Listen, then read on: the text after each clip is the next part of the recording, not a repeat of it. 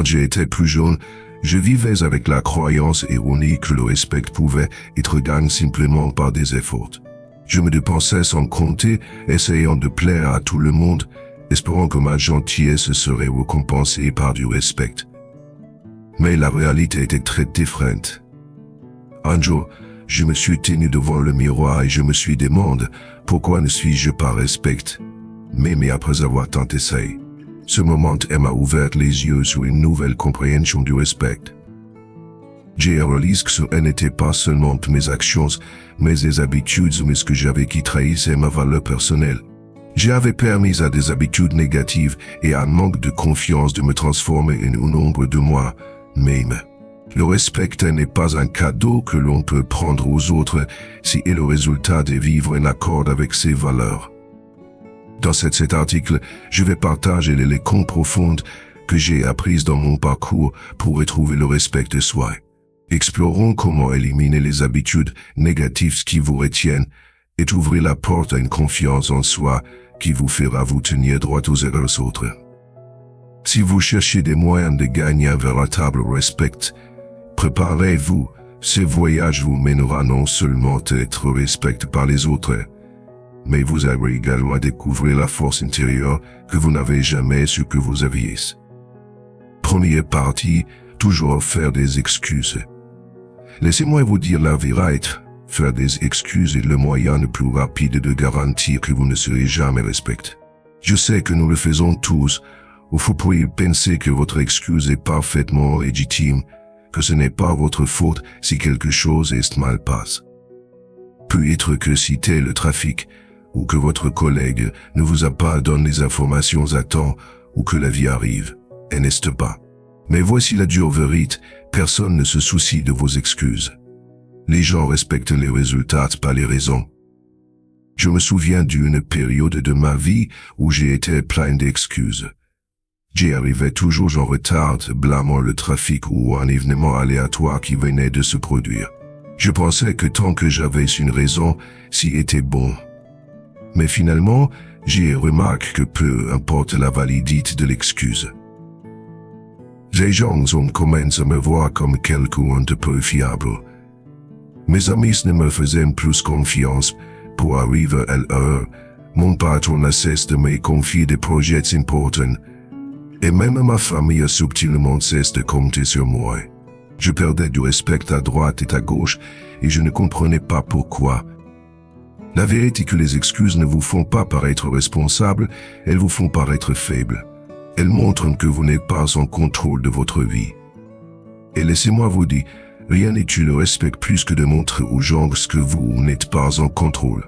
Que vous soyez en retard parce que vous avez trop dormi ou à cause du trafic, le résultat final est le même. Vous n'étiez pas là où vous étiez censé être et c'est de votre faute. Lorsque j'ai enfin réalisé cela, ça me frappe comme une tonne de briques. J'ai été le problème par le monde qui m'entoura. Je me laissais aller et je m'attendais à ce que les gens acceptent simplement mes excuses. Mais laissez-moi vous dire quelque chose qui est à la fois libérateur et c'est-à-dire, le monde ne vous doit rien. Les gens respectent la responsabilité, pas la déflexion.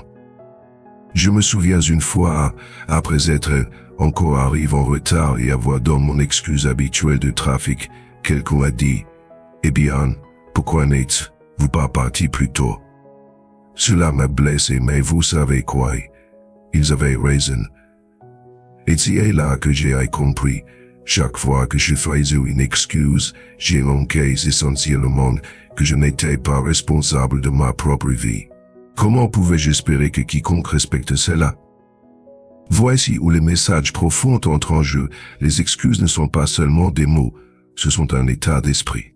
Elles vous enferment dans une mentalité de victime, toujours à blâmer des facteurs extérieurs pour vos échecs. Mais au moment où vous prenez vos responsabilités, tout change. Quand je cesse de faire des excuses et commence à assumer mes erreurs, quelque chose d'incroyable s'est produit, les gens ont commencé à me faire confiance à nouveau. C'était comme s'ils pouvaient voir le changement dans mon état d'esprit et ils me respectaient pour cela. Plus d'excuses. Si je me plantais, je l'assumais. Si j'étais en retard, je m'excusais sans histoire de trafic. Et voici la chose, les gens sont beaucoup plus indulgents quand vous ne cherchez pas à vous dérober avec des excuses.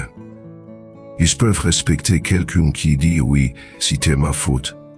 Je ferai mieux la prochaine fois, beaucoup plus que quelqu'un qui continue de pointer du doigt des circonstances. Ce n'est pas une question de perfection, c'est une question de responsabilité. La leçon profonde ici est la suivante, vous devez cesser de vous mentir avant de pouvoir vous attendre ce que les autres respectent. Chaque fois que vous faites une excuse, vous renforcez l'idée que vous n'êtes pas en contrôle de votre vie. Et si vous ne croyez pas que vous avez le contrôle, pourquoi quiconque devrait-il croire en vous? Le respect se construit sur la fiabilité, la responsabilité et le respect de soi. Si vous continuez à vous cacher derrière des excuses, les gens vous verront à travers et vous ne gagnerez jamais le respect que vous y désirez. Donc, la prochaine fois que vous sentez une excuse se profiler, attrapez-vous. Prenez une respiration, assumez la situation et avancez. C'est une habitude difficile à briser, mais une fois que vous cessez de faire des excuses, vous serez surpris de vos surprises de respect que vous commanderez des gens qui vous entourent et de vous-même. Si vous trouvez ces histoires inspirantes et qu'elles vous motivent à agir, veuillez commenter 9. Sinon, commentez 0. Vos retours comptent beaucoup pour nous. Merci de votre temps précieux. Deuxième partie, être paresseux. Si vous êtes paresseux, laissez-moi vous dire ceci, personne ne vous respectera jamais. Et honnêtement, il ne devrait pas. Je sais que c'est la symbole de mais c'est la vérité. Vous pouvez avoir tout le potentiel du monde, tout le talent, tous les rêves. Mais, si vous restez assis à ne rien faire, rien de tout cela n'a d'importance. Les gens ne respectent pas le potentiel, ils respectent l'action et la paresse. C'est le signe ultime du potentiel gaspillé. Je pensais autrefois que je pouvais me contenter de mon talent. J'ai été le genre de personne qui pouvait s'en tirer en faisant le strict minimum parce que j'ai été assez intelligent pour obtenir des résultats de 10 sans vraiment essayer. Mais vous savez quoi? Personne ne me respectait pour cas. Bien sûr, les gens pouvaient dire « Oh, il est capable, mais au fond d'eux, ils ne me prenaient pas au sérieux. » Pourquoi? Parce que la paresse n'est pas un manque de capacité, c'est un manque d'effort, et c'est l'effort qui gagne du respect. Je me souviens qu'une fois, après être encore arrivé en retard et avoir donné mon excuse habituelle liée au trafic, quelqu'un en a dit « Eh bien, pourquoi n'es-tu pas parti plus tôt? Cela m'a fait mal, mais tu sais quoi? » Ils avaient raison. C'est à ce moment-là que j'ai compris. Chaque fois que j'ai donné une excuse, je disais sincèrement, je ne suis pas responsable de ma propre vie. Comment pouvais-je m'attendre à ce que quelqu'un respecte cela? Voici où le message profond entre en jeu, les excuses ne sont pas que des mots, elles sont un état d'esprit. Elles te maintiennent enfermé dans une mentalité victime, toujours à blâmer des facteurs extérieurs pour tes échecs. Mais au moment où tu prends des responsabilités, tout change. Lorsque j'ai cessé de donner des excuses et commence à assumer mes erreurs, quelque chose d'incroyable s'est produit, les gens commencent à me faire confiance à nouveau. C'était comme s'ils pouvaient voir le changement dans mon état d'esprit et ils aiment en respect pour cela. Plus d'excuses. Si je faisais une erreur, je l'assumais. Si j'étais en retard, je m'excusais sans histoire de trafic.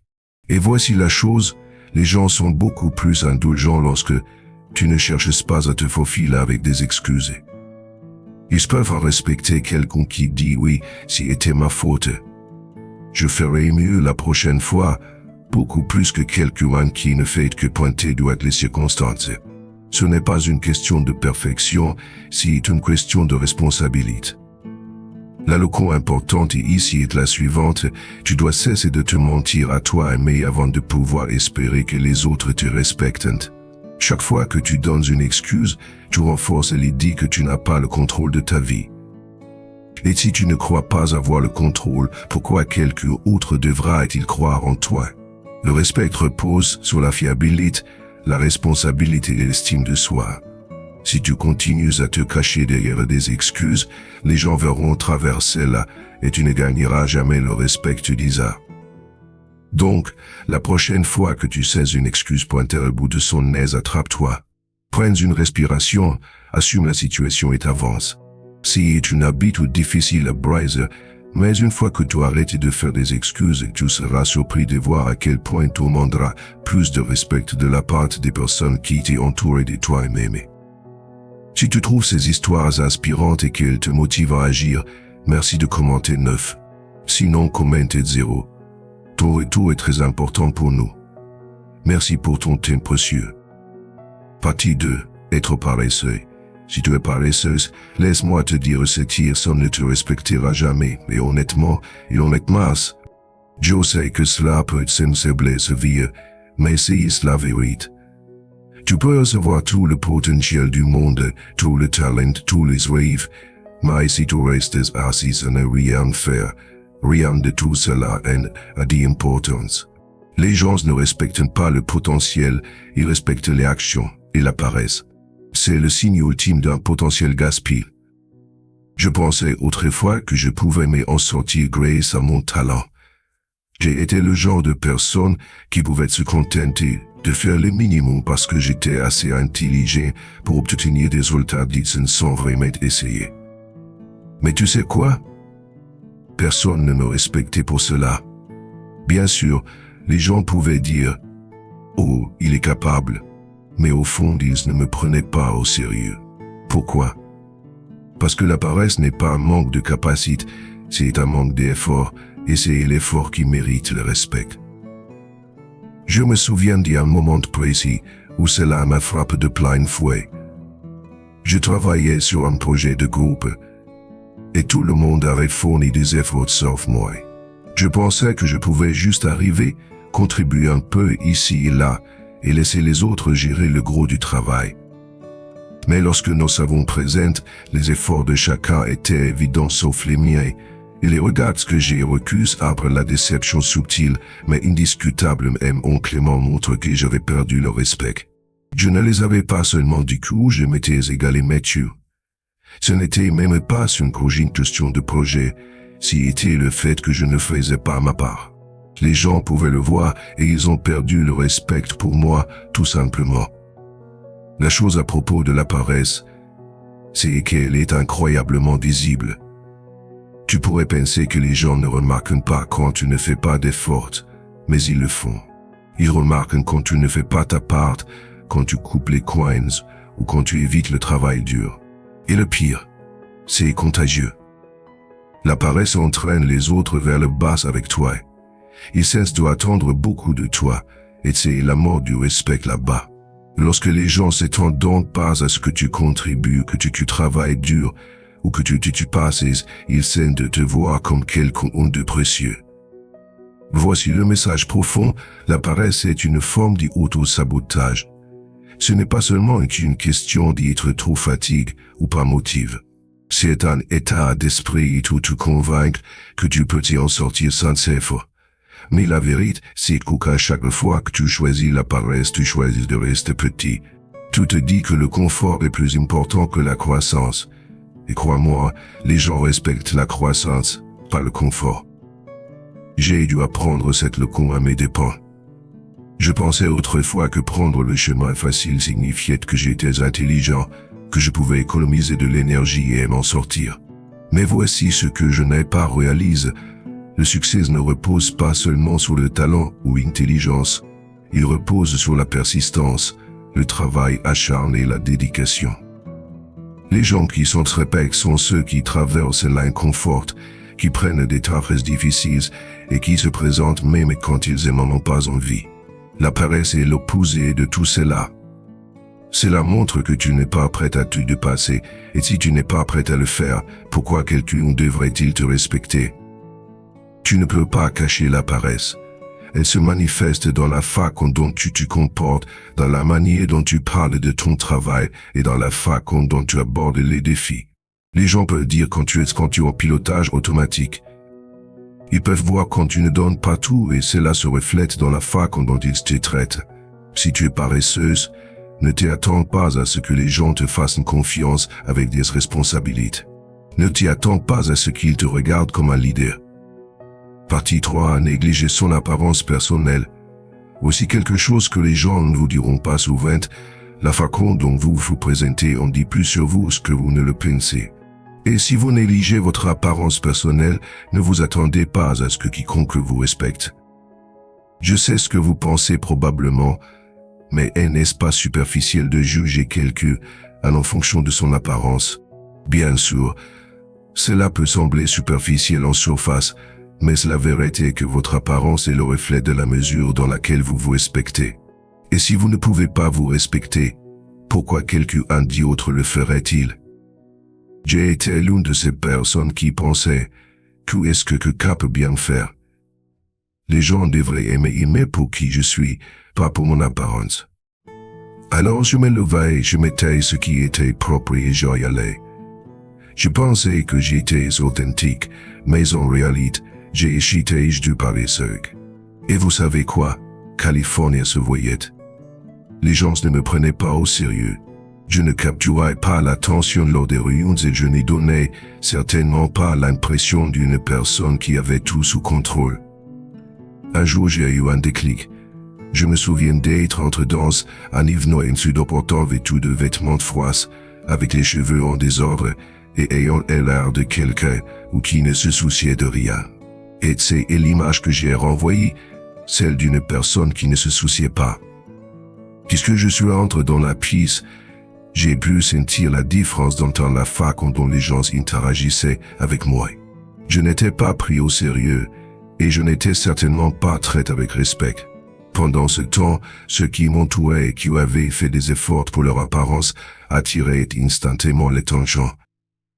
J'ai alors réalisé que négliger mon apparence n'affectait pas seulement moi, cela affectait la façon dont les autres me percevaient. Je perdais le respect avant même d'ouvrir la bouche. Et voici où le message profond entre un jeu. Votre apparence personnelle est une forme de communication non verbale. Elle dit au monde, je me respecte et je prends cela au sérieux. Lorsque vous prenez soin de vous, lorsque vous vous présentez d'une manière qui montre que vous faites des efforts, les gens remarquent. Ce n'est pas une question de porter des vêtements chers ou d'avoir l'air d'un mannequin. Il s'agit de montrer que vous avez suffisamment de respect pour vous-même et pour faire des efforts sur votre apparence. Cet effort envoie un signal aux autres que vous vous prenez, ainsi qu'eux, au sérieux. Réfléchissez, lorsque quelqu'un se présente en désordre néglige, comme s'il venait de se réveiller, quelle est la première pensée qui vous vient à l'esprit? Probablement quelque chose du genre, cette personne ne se soucie pas. Et si vous ne vous souciez pas assez de vous-même, les gens supposent inconsciemment que vous ne vous souciez pas non plus de votre travail, de vos relations ou de vos responsabilités. À l'inverse, lorsque quelqu'un entre dans une pièce bien soignée, confiante et organisée, cela établit immédiatement un climat de respect. Les gens sont plus enclins à vous écouter, à vous faire confiance et, oui, à vous respecter. Je sais que cela peut sembler dur, mais l'apparence personnelle n'est pas seulement une question de vanité, c'est une question de respect de soi. C'est montrer au monde que vous vous valorisez suffisamment pour faire des efforts. Et lorsque vous vous respectez, les autres vous respecteront également. C'est une vérité difficile que j'ai dû s'y rendre. Après cet événement embarrassant, j'ai pris la décision consciente de changer ma présentation. J'ai commencé à m'habiller avec intention, en prêtant attention à des détails comme l'hygiène et la propreté. Et je peux vous dire que le changement dans la façon dont les gens me traitaient était presque instantané. Tout à coup, je commençais à être remarqué, pris plus au sérieux, et surtout, je me respectais davantage. Le fait est que les gens vous jugeront toujours en fonction des premières impressions, que qu'à nous plaise ou non. Et ces premières impressions sont fortement influencées par votre apparence. Si vous voulez du respect, vous devez avoir l'air de quelqu'un qui le mérite. Négliger votre apparence envoie le message que vous ne vous en souciez pas. Et si vous ne vous en souciez pas, personne d'autre ne s'en souciera non plus. Donc, Voici l'essentiel, prendre soin de votre apparence personnelle est une forme de discipline personnelle. Si montrer au monde la meilleure version de vous-même, si vous négligez constamment votre apparence, vous dites aux gens et à vous-même que vous sont vouloirs à ce pas. Et devinez quoi? Ils vous croiront. Arrêtez de penser que l'apparence n'est pas d'importance. Elle en a et elle en aura toujours. Le respect commence par la façon dont vous vous comportez, à l'intérieur comme à l'extérieur. Alors prenez ce temps supplémentaire le matin, faites des efforts et regardez comment les gens commencent à vous traiter différemment. Respectez-vous d'abord, et le monde vous suivra. Partie 4. Ignorez les limites. S'il y a une chose qui fera perdre le respect des gens, plus vite que vous ne pourrez cligner des yeux, c'est ignorer leurs limites. Les limites ne sont pas optionnelles, elles sont essentielles. Lorsque vous les rejetez ou les négligez, vous dites aux gens que leurs sentiments, leur espace et leur confort ne vous importent pas. Et croyez-moi, c'est un moyen infaillible de vous assurer qu'ils ne vous respecteront jamais. J'ai appris cette leçon à mes dépenses. Je pensais auparavant qu'être trop impliqué dans la vie des gens était un signe de préoccupation. Je pensais qu'offrir des conseils non sollicités, pousser mon opinion ou vérifier constamment était juste ma façon d'être un bon ami ou un collègue concerné. Mais voici la réalité, si était étouffant. Et parce que je ne comprenais pas ou ne respectais pas les limites des autres, ils ne me respectaient pas en retour. Si était une pilule difficile à avaler. Mais une fois que j'ai réalisé que respecter les limites était une forme de respect, tout a changé. Il y a eu une époque où j'avais une amie proche qui a commencé à s'éloigner de moi et je ne comprenais pas pourquoi. Je l'appelais tous les jours, lui envoyais des textos pour chaque petit détail et à m'éviter constamment dans ses problèmes. Je pensais que j'ai aidé. Mais en réalité, je franchissais des limites sans même m'en rendre compte. Un jour, elle m'a confronté et dit, « J'ai juste besoin d'un peu d'espace. J'ai l'impression que tu ne comprends pas qu'à California, elle me frappe comme une brique. J'avais complètement ignoré son besoin de limites, et ce faisant, j'avais perdu sa confiance et son respect. Voici la chose, les limites ne sont pas des barrières, ce sont des limites saines. C'est une façon pour les gens de protéger leur espace mental, émotionnel et physique. Lorsque vous ignorez les limites de quelqu'un, ou que vous dites vraiment si c'était me soucie de mes besoins plus que de ton confort. Et soyons honnêtes, qui va respecter quelqu'un qui fonctionne ainsi? Allons un peu plus loin un instant. Ignorer les limites, ce n'est pas seulement une question de pression, c'est une incompréhension fondamentale du respect. Le respect n'est pas seulement qu'une question de politesse ou de gentillesse, c'est reconnaître et honorer l'autonomie de quelqu'un. C'est réaliser que les gens ont le droit d'avoir de l'espace pour dire non et de fixer des limites sans que vous ne le preniez personnellement. Lorsque vous respectez les limites de quelqu'un, vous reconnaissez qu'il est une personne à part entière, avec ses propres besoins et limites. Et lorsque vous pouvez faire cela, le respect suit naturellement. J'ai dû apprendre à prendre du recul et à laisser les gens venir à moi quand ils étaient prêts, à leur donner l'espace dont ils avaient besoin sans ressentir le besoin de m'insérer dans chaque situation.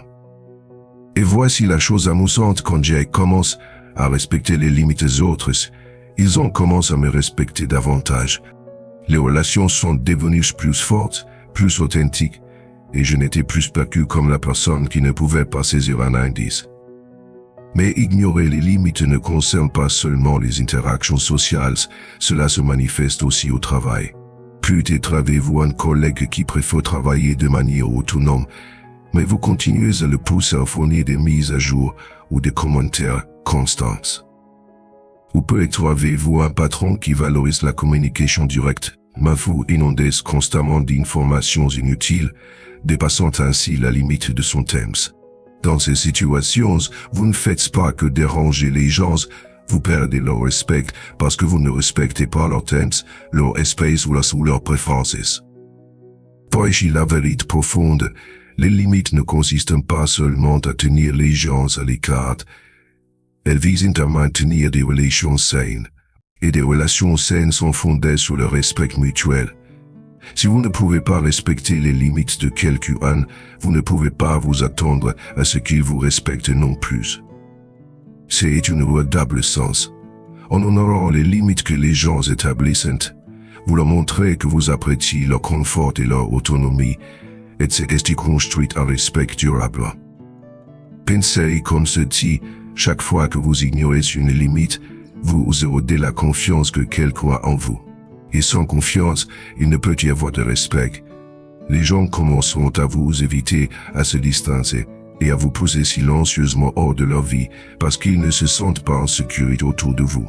Les limites sont la façon dont les gens se protègent, et lorsque vous les piétinez, vous montrez un manque de considération pour leur bien-être.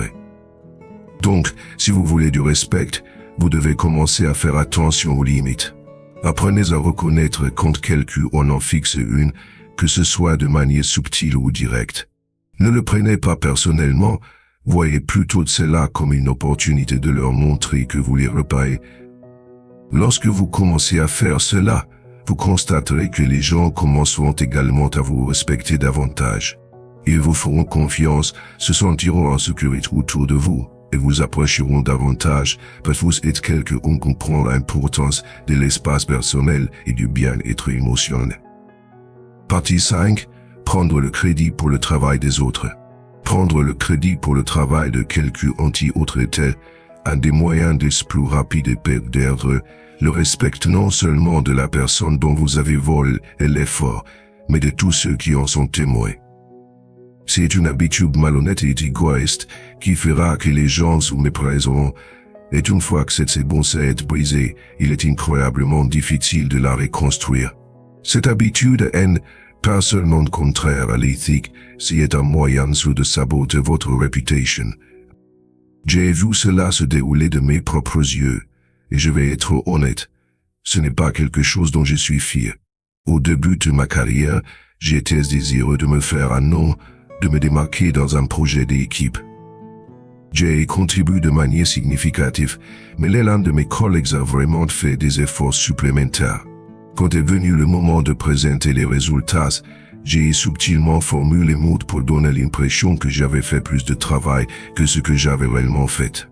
Je n'ai pas menti, mais je me suis assuré que la lumière était braquée sur moi et pas sur la personne qui le méritait davantage. Au début, cela faisait du bien. Les éloges affluaient, les gens étaient impressionnés et je recevais la reconnaissance que je convoitais. Et voici la chose, les gens découvrent toujours la vérité.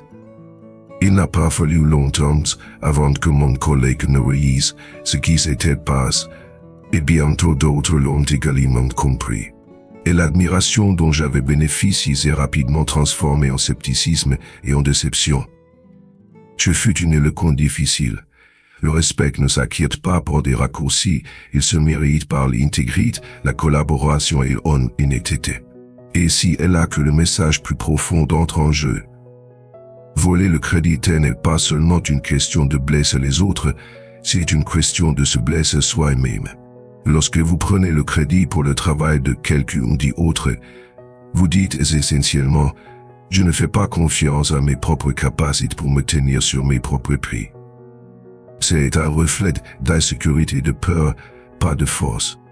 Si vous cherchez constamment des raccourcis vers le succès, vous ne gagnerez jamais véritablement le respect de ceux qui vous entourent.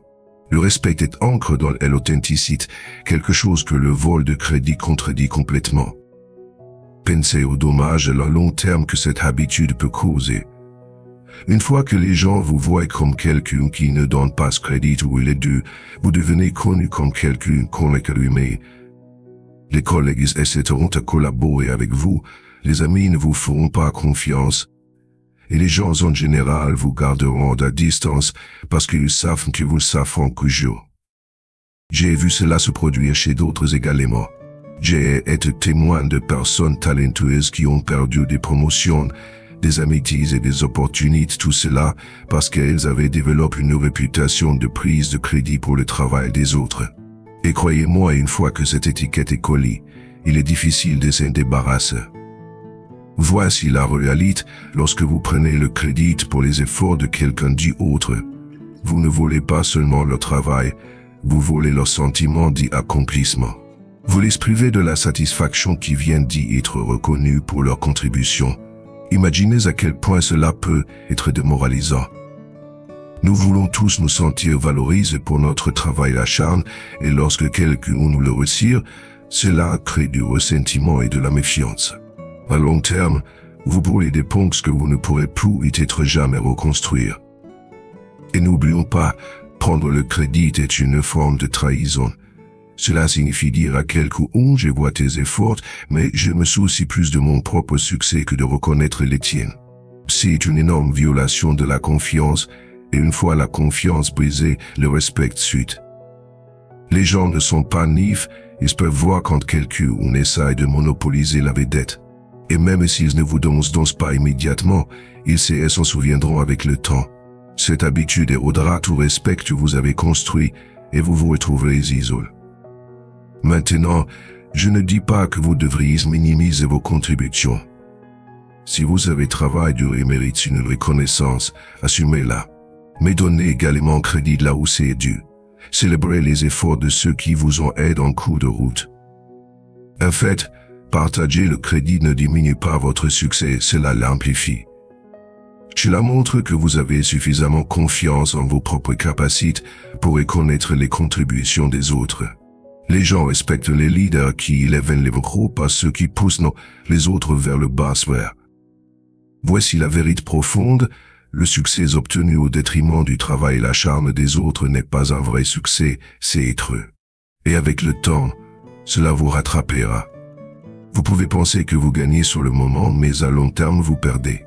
Le vrai respect vient de l'élévation des autres, d'y être quelqu'un en qui les gens ont confiance et qu'ils admirent pas parce que vous êtes parfait, mais parce que vous êtes juste, honnête et prêt à partager la vedette. Alors, comment corriger cette habitude si vous en avez été coupable? Commencez par reconnaître votre erreur. Si vous avez pris le crédit pour le travail de quelqu'un d'autre, admettez-le. Présentez des excuses, donnez leur reconnaissance qu'ils méritent et faites-leur savoir que vous appréciez leurs contributions à l'avenir. Faites-en un point de honneur de toujours donner crédit là où c'est dû. Cela construira non seulement la confiance, mais montrera également que vous êtes quelqu'un d'intégrité. Et l'intégrité, plus que tout le reste, est la fondation du respect. À la fin, prendre le crédit pour le travail des autres est un signe d'insécurité, pas de force. Cela montre que vous vous souciez plus de l'apparence du succès que de sa substance. Mais lorsque vous donnez du crédit, lorsque vous élevez les autres et célébrez leur contribution, vous construisez une réputation de personne sécurisée, juste et digne de respect. Et c'est le genre de personne que les gens voudront suivre, faire confiance et admirer. Partie 6. Être émotionnellement réactif. Être réactif émotionnellement est une des habitudes les plus tutrices que vous fixerez si vous souhaitez être respect. Que elle n'est pas seulement une question de s'énerver sur le coup de la colère, il s'agit de laisser vos émotions gouverner vos actions, vos mots et vos décisions. Quand les gens voient que vous ne pouvez pas contrôler vos émotions, ils ne vous confieront jamais de responsabilité, de leadership ou même d'amitié. Pourquoi? Parce que la réactivité émotionnelle signale que vous êtes instable, imprévisible et franchement immature. J'ai été dans cette situation. Il fut un temps dans ma vie où j'ai été esclave de mes émotions. Si quelque chose me dérangeait, je me mettais en colère ou je broyais du noix pendant des heures. Si quelqu'un me critiquait, je devenais immédiatement défensif, haussant la voix ou mal allant en furie. Avec le recul, c'est vraiment embarrassant. Je pensais défendre mes intérêts ou prouver un point, mais en réalité, je montrais à tout le monde à quel point je manquais de contrôle sur moi-même. Et c'est qu'à le problème, les gens ne respectent pas quelqu'un qui ne peut même pas gouverner ses propres sentiments. Réfléchissez-y, qui admirons-nous? La personne qui reste calme sous pression, qui peut accepter la critique sans perdre son sang-froid, qui peut gérer les stress sans s'effondrer. C'est qu'à la force. Mais quand vous êtes réactif émotionnellement, vous envoyez le message opposé. Vous dites au monde que vos émotions sont aux commandes, pas votre esprit rationnel. Et les gens s'éloigneront instinctivement de vous, parce qu'ils savent qu'un mot de traverse ou un légat inconvénient pourrait vous mettre en colère. Il y a un message profond ici. La réactivité émotionnelle n'est pas un signe de passion ou d'engagement, c'est un signe d'insécurité. Lorsque vous êtes prompt à la colère, aux larmes ou à toute autre réponse émotionnelle extrême, c'est souvent parce que vous essayez de protéger quelque chose de fragile, en vous que soit votre ego, votre image de soi ou une peur d'être blessé. Mais voici la dure vérité, personne ne respecte la fragilité sous la forme de réactions excessives. En fait, ils commenceront à vous voir comme un fardeau, quelqu'un avec qui il faut marcher sur des œufs plutôt que comme une personne forte et fiable. J'ai déjà travaillé avec quelqu'un qui était la définition même de la réactivité émotionnelle lors des réunions. Si quelqu'un n'était pas d'accord avec son idée, elle se mettait soit en colère défensivement, soit se renfermait complètement. C'était comme marcher sur des œufs autour d'elle, et par conséquent, les gens cessent de l'impliquer dans les discussions importantes. Ils ne lui faisaient pas confiance pour gérer les retours de stone de manière mature. Ce qu'elle ne réalisait pas, c'est qu'à chaque fois qu'elle avait une poussée émotionnelle, elle brûlait des ponts et prend du respect des autres. La partie triste. Elle était intelligente et talentueuse, mais son instabilité émotionnelle éclipsait tout cela. Voici le hic. Être réactif émotionnellement vous fait paraître faible, pas forte. Vous pourriez penser que vous montrez de la passion, mais ce que vous montrez vraiment c'est un manque de contrôle. Et les gens ne respectent pas quelqu'un qui ne peut pas se contrôler. En fait, ils commencent à vous plaindre. Pensez aux fois où vous avez vu quelqu'un perdre le contrôle, crier, pleurer, lancer des choses. Est-ce que vous les avez respectés à ce moment-là? Probablement pas. Vous vous êtes probablement senti gêné pour eux, même si vous ne l'avez pas dit à voix haute. C'est le genre de réponse que vous provoquerez si vous laissez ces émotions prendre le volant. Mais allons plus loin. Pourquoi sommes-nous aussi réactifs émotionnellement? C'est souvent parce que nous nous sentons menaces, notre ego est blessé, ou nous avons l'impression de perdre le contrôle d'une situation.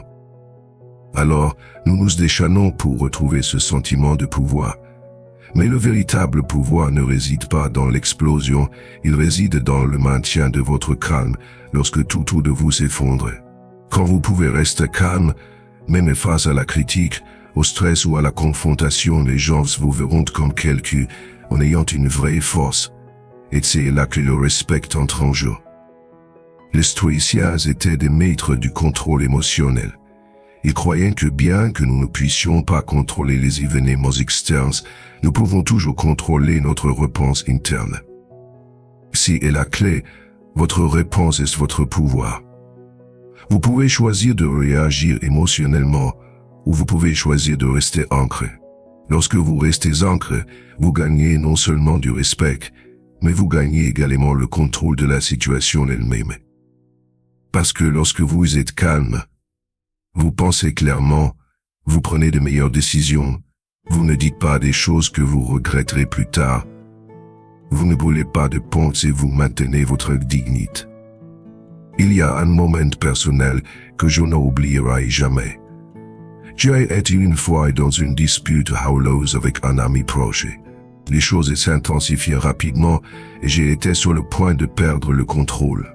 Mais quelque chose en moi a cliqué. J'ai réalisé que si je laissais mes émotions prendre le dessus, je ruinerais l'amitié pour de bon.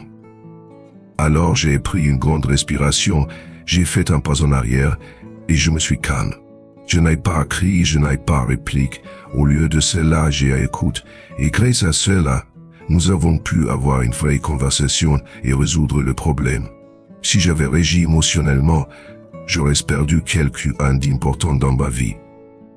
Bonus, de petits actes à un grand respect, un guide pour gagner la confiance. Gagner le respect est souvent perçu comme une tâche monumentale, mais en réalité, cela peut être accompli à travers une série de petites actions quotidiennes. Le chemin vers le respect ne nécessite pas de grands gestes et il repose sur des comportements positifs et constants qui reflètent vos valeurs et votre intégrité. Voici quelques moyens simples mais puissants de cultiver le respect dans votre vie quotidienne. Soyez ponctuel. La ponctualité est un signe de respect, non seulement pour votre temps, mais aussi pour celui des autres.